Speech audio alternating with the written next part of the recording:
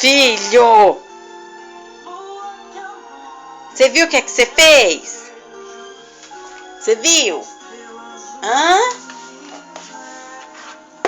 Você machucou? Vem, mamãe. Deixa a mamãe ver se o neném machucou. Não. Não mexe, senão você machuca mesmo. Fátima! Sueli! Que foi? Todo mundo quer as duas de volta ao trabalho. Voltem, por favor. Porque o Brasil inteiro tá... Não, filho. de vocês. A gente se vê na terça. Machucou? Dá pra mamãe? O que é que tem na boca do bebê? Pedro, deixa a mãe ver o que é que tem na boca do bebê. Pedro, dá pra mãe. Dá pra mãe. Solta. Vem aqui, venha.